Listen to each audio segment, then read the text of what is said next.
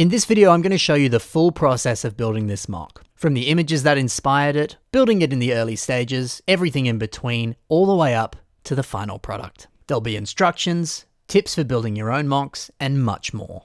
Get ready. So I knew I wanted to build some sort of castle MOC, specifically some kind of like temple or shrine, but I couldn't really place my finger on what that would be exactly. So to help get those creative juices flowing, I did what I always do. I went to Flickr, Instagram, or just Google and looked up different images of shrines or other kind of fantasy temples and different things. Of the many images I saw, these two images popped up and interested me the most. I loved the colors of this image. I thought these bright greens and the sort of dark stone of this temple were really, really cool. I definitely didn't want to build the big floating fish though, even though it looks really cool. The other image I saw was a temple like this that was up against this stone wall and it had these beautiful, incredible kind of like flowing angles to it. I loved this and I wanted to build something like this. So basically, I more or less wanted to recreate the look of this image, but with the colors of this image. Easy enough. So first things first, I built a rectangle using some larger plates and I put a black fancy border around the edge of it. So this would serve as the base that I'd build the MOC on. From here, I used some yellow bricks to kind of map out the rough area that I felt the shrine would go. This outer curve here would represent the shrine's brick-built walls, and this inner circle would be a large statue that would serve as some kind of deity shrine statue of sorts. Whenever I build, I always map out where I feel the elements of the MOC will go, so I can kind of plan and think ahead. That way I know I'm not going to build something too big or too small, and I get the rough idea of just knowing where everything's going to be. These yellow bricks may not even actually stay in the MOC, they're more just here so that I know where things are going to go. It's for peace of mind. So similar to the source material, I wanted to build a statue in the middle of the shrine, except I wanted mine to be a little bit bigger this time. I ended up with something like this. I felt it looked enough like some sort of ancient goddess and it fit the MOC well. Here's some breakdown images of how I built it. It mainly relies on snot techniques to keep everything together using some of these snot bricks in the middle there. I also had some old shrine pieces that I had from a previous MOC, and I really liked them. So I considered putting them into this MOC, but I don't know, they just didn't quite fit the vibe I was going for. Still, I think it's fun to repurpose ideas from older builds. They just didn't really work on this MOC, at least right now. Next, I wanted to recreate these kind of curved walls that we see in the source material here, but I wanted to give it some kind of personal flair so that I'm not just directly copying the source material there. I decided to keep the curved look, but I also wanted to add some stone pillars with flames on them. I love the idea of the flames being green. Didn't really have any justification for it. I thought it just looked cool and was a little bit different, so I thought I'd run with it. So here's how I made these stone pillars and the sort of curved walls as well. Again, they use a lot of snot bricks to create the sort of structure of everything, and also using bricks and plates and studs to give it a more sort of like damaged or aged look so that it seems like it has, it's been around a little while, you know? So I placed these onto my yellow brick plan and realized things needed to be slightly revised because I wanted to have a little bit more kind of breathing space between the statue and these other brick elements here because I didn't want anything to overshadow the statue. I wanted the shrine statue to be the sort of center point, the focal point of this MOC. And at the moment, if things are getting a little bit too close to it, it kind of overshadowed it there.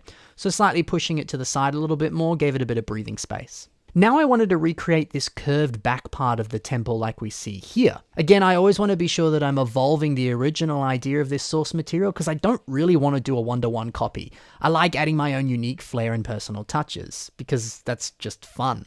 So I used a technique here with these panels where I placed them on a jumper so that they could kind of sit on a slight angle so I get this kind of curved look. Then I'd build the edges to have these sort of cheese slopes on the side here so that they can actually attach, quote unquote attach. They're not actually attached, just kind of resting up against it, but it looks like it's attached and it kind of seems like it's flowing one into the other there.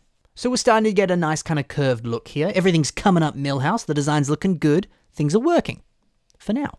So now I wanted to bridge the gap between these two curved walls and kind of create, I suppose, a bit of a U shape here.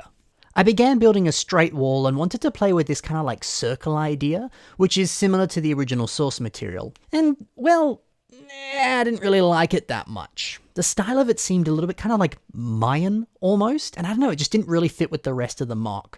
I also started to play with the idea of the kind of curved bits at the top that we see on the source material, and I just really wasn't liking how it was looking either. But that's okay. Version 1 is better than version none. Rather have something than nothing. So I didn't like how this looked? Well, Let's try again. It's the process of trial and error. So to take my mind off that and to give me some time to think about how I was going to revise this later, I decided to add in some other details. I went back to those old shrine elements I showed you before that I wanted to repurpose into this MOC. And I realized this little sort of like pool water little shrine thing there, I thought, you know what, maybe I actually could insert this, but let's take out the water and let's replace it with another green flame of sorts because it kind of works with the other green flames, right? So I put that into the MOC and I thought it looked good. So happy with that. I revised the back wall with the philosophy of less is more. If I added too many details, it's going to make it look a little bit alien from the rest of the MOC, so I really tried to strip things back. This time the back of the wall looked a lot more stripped back, and I felt it just looked nicer. Yes, it's changed a fair bit from the source material, but that's okay, I never wanted it to be a one-to-one copy anyway. I did manage to keep this cool sort of circular design, I always did like that, so I'm happy that that stayed in here. And also, I placed one of these green crystals at the top of the shrine here, which again is a little nod to some of those older elements that I wasn't sure I could add in, so it's nice to see that some of these did manage to make their way through into the build. So now with the structure out of the way, I decided to build the landscape. I agreed before that I wanted to do some colors that were really bright, sort of a bright green grass of sorts. I thought that I could either use the color spring yellow or spring green, because both were a little bit more unique, colors I've not necessarily played with too much, but I wasn't really sure which one to do. I felt that spring green worked the best here because it kind of worked in tandem with the green flames as well, and I felt it popped really nicely up against the dark bluish grey of the shrine itself, so I decided to go with that one. So I started off the landscape by building a sort of rough patch of dark tan bricks. This was to serve as sort of like dirt or sort of like stepped on grass that had changed colour over time because so many people were walking around it. Then I just did my best to ease in some of these spring green pieces so that it looked a bit more natural. I thought these colours were looking fantastic and I was really happy with how it was coming together. As I got towards the back, I decided it was time to add in some rocks. Again, this is taking inspiration from the original source material. I thought light bluish grey rocks made the most sense because they stood out enough from the temple in terms of colour, and also they kind of popped well with the spring green. From here I placed a variety of different slopes, making sure that it looked nice and occasionally adding in some spring green plates as well, so that it looked like grass that was growing over the rocks. The actual back of the MOC itself is simply just a wall of light bluish grey bricks, and then inside I've got some random different coloured bricks just to kind of fill in those insides, and they can be whatever colour they need to be because you're not going to see them, they're just going to get covered up. I kept going up with these rocks until I was happy with how they looked. So I thought everything was looking fantastic at the moment, but it was still missing something. Another kind of pop of colour was needed. It just feels a little bit dull at the moment. So I decided to add in a beautiful pop of colour with these cherry blossom inspired trees. The colour may look a tad off in some of these visuals here, but it is in fact the colour magenta. So I also added in some magenta flowers on the floor as well to look like kind of fallen leaves that fell off of these trees. Oh, and here's how I built these trees as well. It's a fairly straightforward design using some brown flex tube, as well as some of these sausage elements for branches, just to add a little something else to it. So finally, I added in a minifigure and some other little belongings and details here to tell a bit of a story. You know, they've set a table down, they've got some different items and things that they might use to pray or give thanks to this shrine or statue of sorts, or maybe it's different items that they need to kind of maintain the statue of sorts. But yeah, that's it. The MOC's all finished and I was very happy with how it turned out. And that's it for the video as well. That's the process from start to finish with building this MOC. Hopefully you enjoyed seeing it and hopefully it gave you a few ideas for building future MOCs, as well as expanding your mocking process in the future.